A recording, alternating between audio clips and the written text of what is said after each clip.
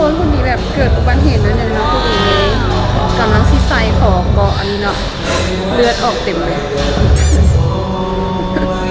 Yeah today is good day เจ็บขนาดเดี๋ยวของย่านไปล้างมือกันทุกคนเลือดเต็มเลยตอนนี้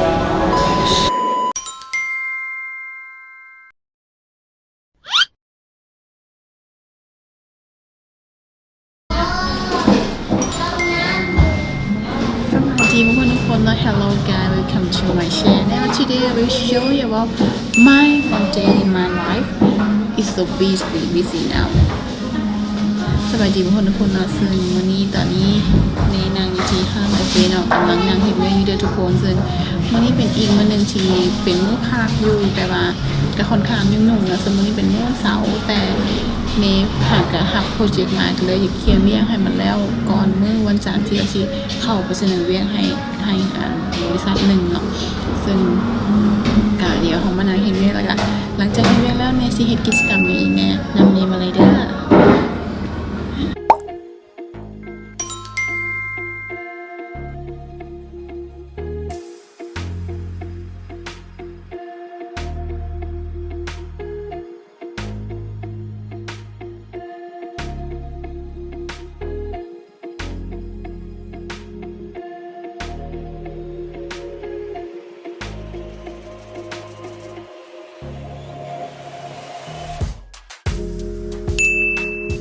2 hours later ให้ทุกคนตอนนี้มันเนเห็นเวียกแล้วเป็นทีมห้อยนะซึ่งตอนนี้เนกำลังเดินทางไปอีกสถานที่แห่งหนึ่งซึ่งสิเป็นสถานที่แห่งไหนนั้นนำเนมาเลยเด้อนำมาที่หาทุกคน ไปเจอกันที่สถานที่แห่งนั้นเลยนะ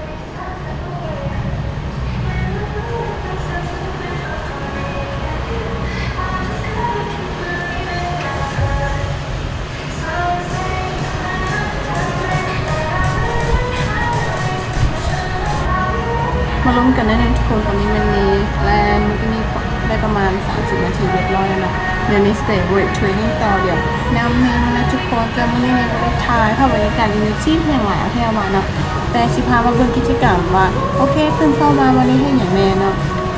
กะวันนี้กะประมาณ6 โมงกะได้พาทุกคนมาออกกำลังกายน้ำกันทุกคนอย่าลืมออกกำลังกายด้วยเพราะว่าการออกกำลังกายนั้นช่วยให้เราดีทั้งสุขภาพร่างกายและสุขภาพจิตใจในทุกคนเดียวแล้วนี้ขึ้นไปเวทเทรนนิ่งต่อเลย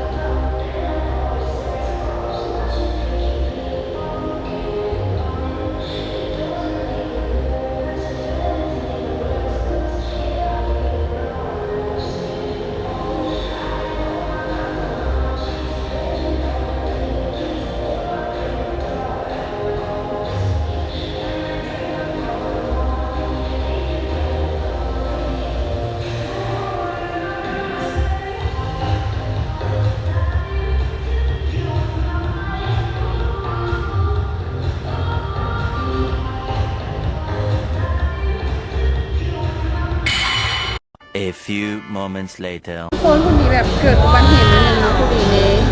กำลังซีไซของกองอันนี้เนาะเลือดออกเต็มเลย Yeah today is good day เจ็บขนาดเดี๋ยวของย่านไปล้างมือกับทุกคนเลือดเต็มเลยตอนนี้ก็เป็นอย่างนะแค่ล้างออกเจ็บก็แค่ล้างออกโอเค ปลอบใจตัวเองเลือดติดเลย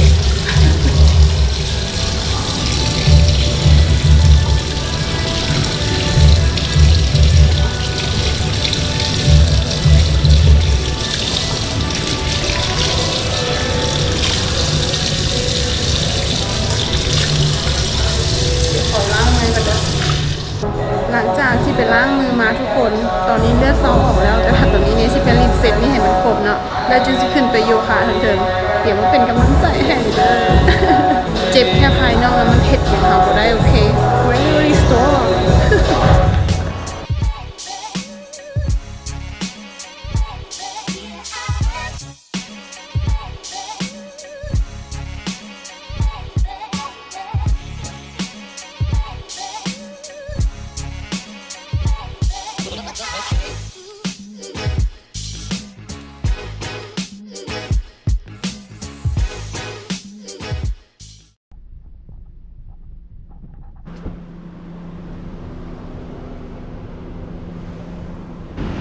ฮัลโหลทุกคนหลังจากวันเสาร์นี้เมย์พาทุกคนไปจิมมาเนาะไปออกกำลังกายมาแล้วตอนนี้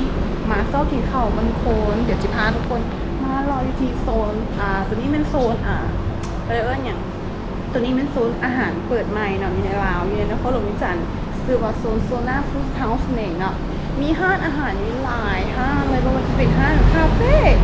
ห้างอาหารร้านเฝอสไตล์เฝอก็มีทุกคนใครมานครหลวงวิจันทร์อย่าลืมมาซิมเฝอนครหลวงวิจันทร์ แป้เนาะแล้วก็จะเป็นพวกห้างแบบซาโน้มนางสบายๆก็มีในโซนนี้เดี๋ยวในสิบคนเข้าไปกันเลยนำมาเลย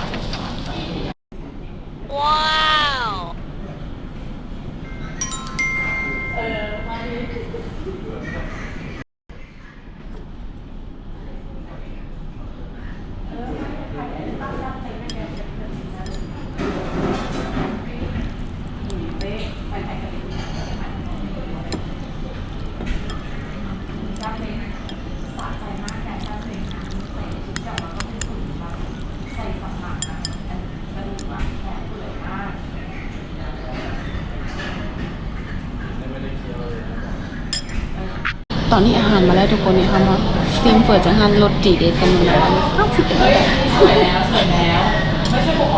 เอาไว้แบบเป็นคนมากินเฝอเนาะ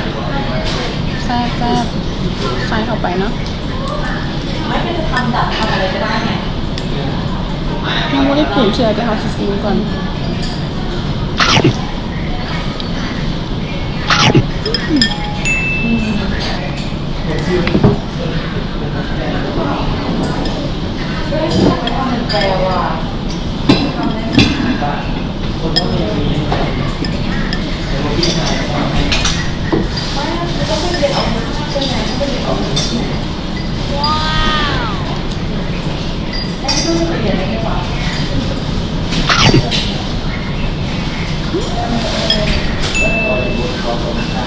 แซ่บอีกนะอันนี้เราเป็นว่า40ละแม่คือว่าไม่ให้ไปแล้วก็เป็นเดือนแม่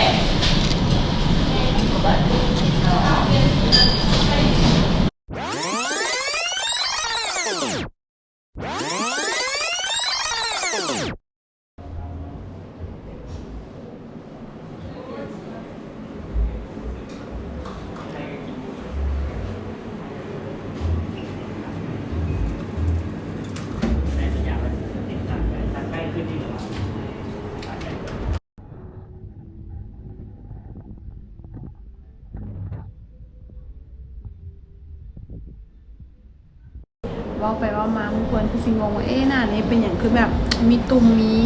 จุดดำๆอย่างไรเนาะบอต้องตุ้ใจเนาะเพราะว่านี้อยู่ในขั้นตอนการรักษาด่านจากทานหมอทานหนึ่งนั่นเองเนาะขั้นตอนต่างๆจะมีทั้งการแบบกดสิวเพราะว่าเวลากดสิวมันจะเป็นเห็นในเขาเป็นหอยด่างดำนี่ก็ได้เข้าไปปิดปัวน้ำเพื่อนเนาะซึ่งนี่ก็สิมารีวิวให้ทุกคนฮู้คือกันเนาะแต่ยังบอกรีวิวเท่าเพราะว่านี่จะทาให้หน้านี่มันเกลี้ยงมันใสแล้วจึงสิพาทุกคนเข้าไปเบิ่งบรรยากาศในการรักษาต่างๆหรือว่าบรรยากาศในสถานที่วันนี้ไปรักษาอยู่คลินิกนั้นๆเนาะเดี๋ยวได้จะพาทุกคนเข้าไปเด้อ A few moments later.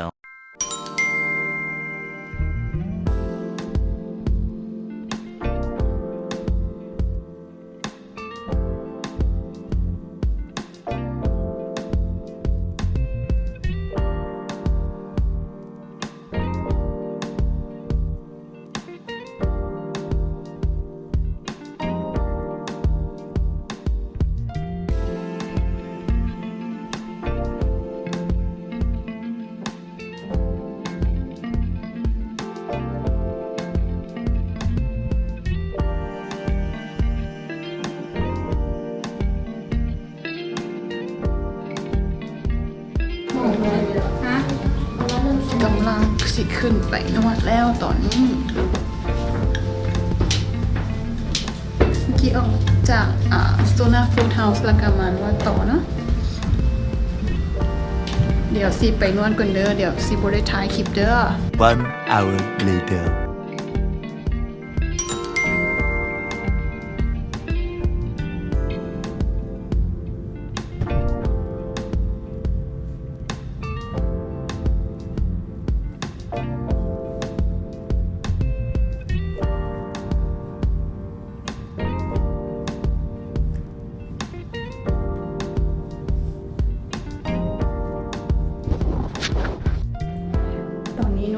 ทีมห้อยทุกคนกันรู้สึกแบบก็มีแหงเนาะเสาปวดขาปวดแขนแล้ววันนี้จริงๆก็บ่ได้เป็นปวดอะไรว่าแต่ว่าก็ลงมานวดมึงเนาะปวดขาเพราะว่าห้านี่รู้สึกว่ากะราคาค่อนข้างดีเนาะ1 ชั่วโมง 39,000 ก็ถือว่าเป็นราคาที่แบบถึงที่สุดแล้วแหละในนครหลวงป่ะบอ